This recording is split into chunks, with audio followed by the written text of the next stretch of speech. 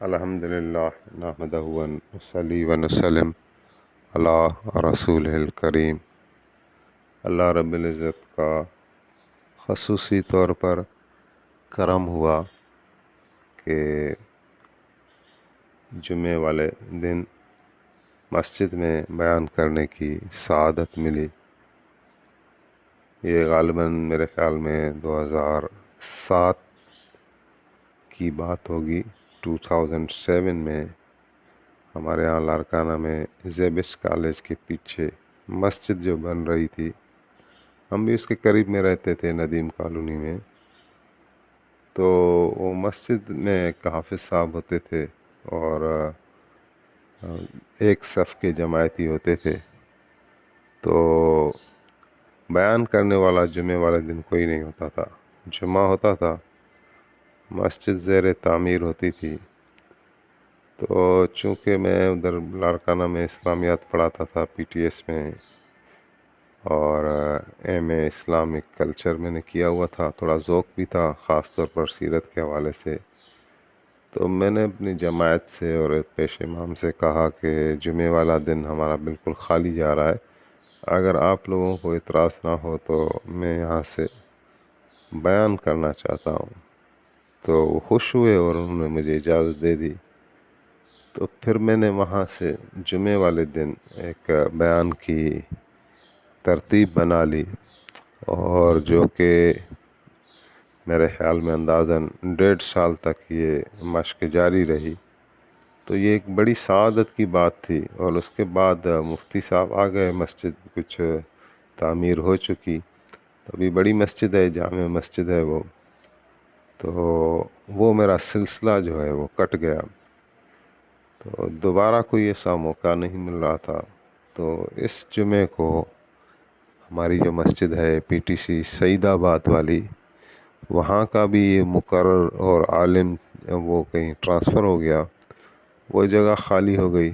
تو وہاں جو دوسرا نائب امام ہے وہ بھی اپنا کر لیتا ہے تقریر، لیکن اس کے مشورے اور اجازت سے جو ہے اس جمعے کو میں نے بیان کیا۔ الحمدللہ بہت خوشی ہوئی کہ کلاسوں میں یا کہیں اور جگہ سے بیان کرنا الگ بات ہے، لیکن جمعے والے دن ممبر مسجد سے بیان کرنے کی جو سعادت ہے، اس کا جو سرور اور کیف بھی میں نے محسوس کیا، الحمدللہ اس پر میں اللہ تعالیٰ کا بے حد شکر بجا لاتا ہوں۔ اور ساتھ میں یہ بھی ضرور دعا کرتے ہیں کہ جس طرح اللہ تعالیٰ نے بیان کرنے کی صلاحیت عطا کی ہے، اس سے بڑھ چڑھ کر بھی عمل کی بھی توفیق عطا فرمائے، اور عمل میں اخلاص بھی ہو، اور اللہ تعالیٰ ان ساری کاوشوں کو قبول بھی فرمائے، اور دنیا میں ہمیں ذلت اور رسوائی سے بچائے اور آخرت کے عذاب سے بچائے۔ اس جمعے کے جو مختصر بیان کی جھلکیاں تھیں، ایک تو یہ کہ میں نے وہ واقعہ بیان کیا، خاص طور پر چونکہ عوام کا یا معاشرے کا جو ذہن پڑھنے میں آتا ہے وہ ہے کہ لوگ آخرت کی طرف متوجہ نہیں ہیں۔ ابدی زندگی جو آنے والی ہے، موت کے بعد زندگی ہے، اعمال آپ کے لکھے جا رہے ہیں، اور فَمَن يَعْمَلْ مِثْقَالَ ذَرَّةٍ خَيْرًا يَرَهُ وَمَن يَعْمَلْ مِثْقَالَ ذَرَّةٍ شَرًّا يَرَهُ۔ ایک ذرا جو آپ کر رہے ہیں نیکی کا یا برائی کا، وہ آپ کے سامنے آنے والا ہے۔ تو اس پر لوگ سوچنے کے لیے تیار نہیں ہیں عملی طور پر۔ تو میری کوشش ہوتی ہے کہ کچھ نہ کچھ ایمان افروز واقعات کو ضرور بیان کیا جائے، جس سے کہ آدمی تھوڑا الرٹ ہو جائے، جس سے کہ اس کی توجہ مرکوز ہو جائے کہ یہ بالکل حق ہے، اور بالکل عنقریب ہمیں موت بھی آنے والی ہے، اور موت کے بعد ہمیں کھڑا بھی ہونا ہے۔ تو ایک واقعہ یہ بیان کیا دریائے دجلہ کے جوار میں، حضرت حذیفہ بن یمان اور حضرت جابر بن عبداللہ ہے۔ یہ دو بڑے صحابی دفن تھے۔ یہ کوئی 1931-32 کی بات ہے، 1930 یعنی پہلی جو دہائی ہوتی ہیں 31 32 33 کی بات ہے کہ یہ یہاں تک دفن تھے۔ اس کے بعد وہ خواب میں آئے وقت کے گورنر کو، اور دونوں ایک ساتھ خواب میں آئے، اور خواب میں فرمایا کہ میری قبر میں نمی آ گئی اور اس صاحب کی قبر میں پانی آ گیا، ہمیں یہاں سے نکالو اور آگے کوئی 1.5-2 کلومیٹر دور مدائن میں جہاں حضرت سلمان فارسی کی مزار شریف ہے، ہمیں بھی ان کے ساتھ دفن کر دو۔ تو یہ خواب تھا، اور گورنر نے خواب کو خواب کی طرح لیا اور کوئی اس پر ایکشن نہیں لیا۔ اگلے دن پھر خواب میں آئے، پھر یہی ہوا۔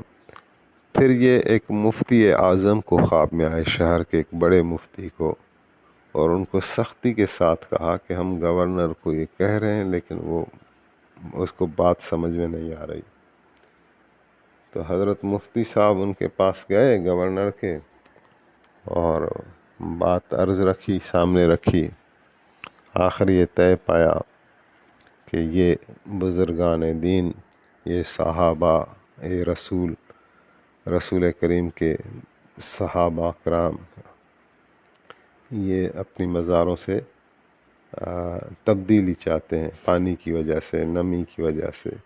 اصل میں تو اللہ تعالیٰ کی نشانیاں ہیں، اللہ تعالیٰ جب چاہے نشانی ظاہر کر دے۔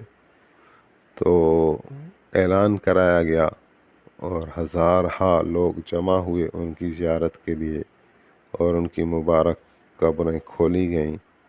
تو ان کے جسد مبارک جب نکلے ہیں تو 1300 سال کے بعد بالکل تر و تازہ، آنکھیں کھلی ہوئیں، چہرے تر و تازہ، اور پھر ان کو جو ہے حضرت سلمان فارسی کے پہلو میں دفن کیا گیا۔ الحمدللہ مجھے ابھی اسی سال زیارت نصیب ہوئی، دسمبر میں ہم گئے تھے، تو انہی مزارات پر بہت ہی سکون ملا۔ اور یہ واقعات جب بیان کرتے ہیں اور پھر ان مقامات کی زیارت کرتے ہیں تو ضرور ایک کیفیت بنتی ہے۔ تو تھوڑا حضرت سلمان فارسی کا ذکر ہوا کہ سلمان منا اہل البیت، تو حذیفہ بن یمان کا ذکر ہوا رضی اللہ تعالیٰ عنہ کہ یہ صاحب سر نبی، ایسے صحابی کہ حضور فرماتے تھے کہ یہ میرے رازدار صحابی ہیں۔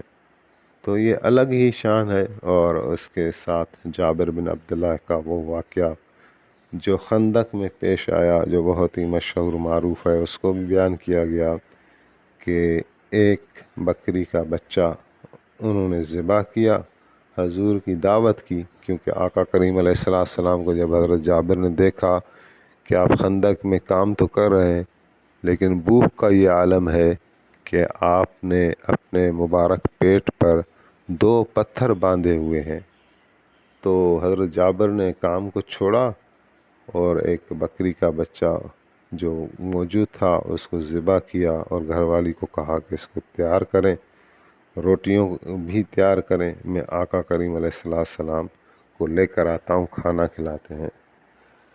تو نبی کریم رؤوف رحیم صلی اللہ علیہ وآلہ وسلم نے اس ایک ہنڈیا سے، جو کہ 10 12 15 لوگوں کا کھانا تھا، 1000 لوگوں کو کھانا کھلایا اور خود بھی کھایا، اور نہ ہنڈیا کم ہوئی نہ روٹی کم ہوئی، اور اس طرح جو ہے 1000 لوگ کھا گئے۔ تو ایک یہ واقعہ بیان ہوا حضرت جابر بن عبداللہ کی نیت سے، کی نسبت سے۔ اور اس کے بعد ایک معراج شریف کا واقعہ جو کہ سیرت مصطفیٰ از قلم جناب مولوی محمد عظیم شیدا رحمۃ اللہ تعالیٰ علیہ کی کتاب سے پڑھا ہوا ہے، اس کو میں نے پہلے بھی بیان کیا ہوا ہے، تو اس کو بیان کر کے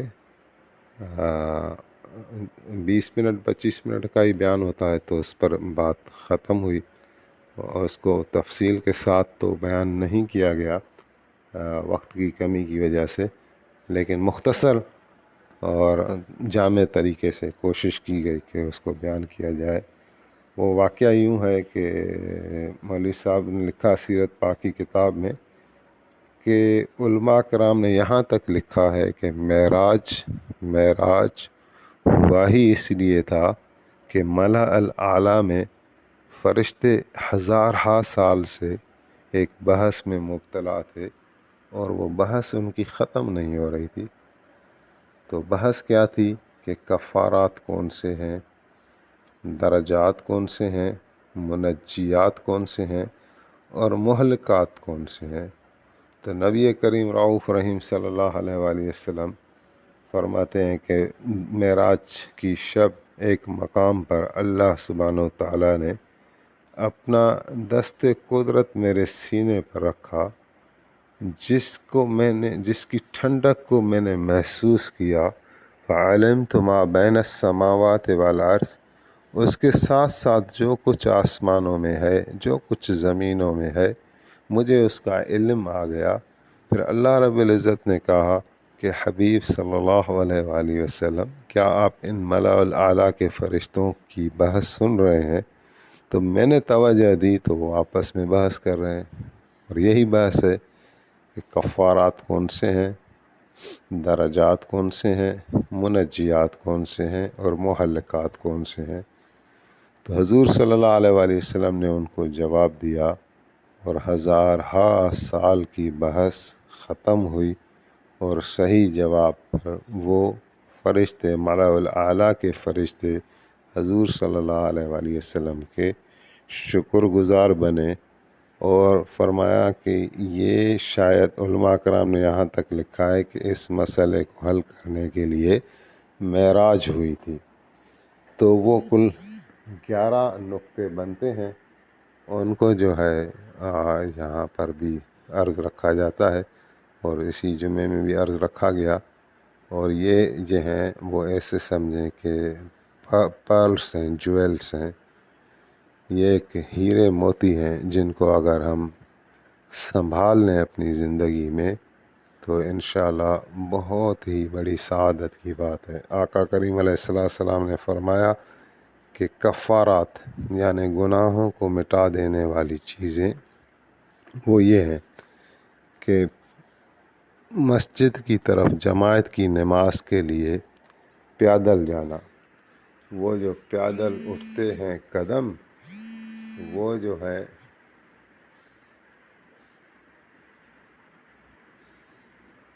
جو پیدل زمین کی طرف قدم اٹھتے ہیں وہ گناہوں کو معاف کر دیتے ہیں۔ اور پھر فرمایا ایک نماز پڑھ کر دوسری نماز کا انتظار کرنا یہ گناہوں کو مٹا دیتا ہے۔ پھر فرمایا سردی سخت میں کامل وضو کرنا یہ کفارات میں سے ہے، یہ بھی گناہوں کو مٹا دیتا ہے۔ پھر فرمایا درجات کون سے ہیں؟ درجات کے لیے فرمایا کہ سلام کو عام کرنا، سلام کو پھیلاؤ، اور لوگوں کو کھانا کھلانا، اور رات کو اس وقت نماز پڑھنا جب لوگ سوئے ہوئے ہوں۔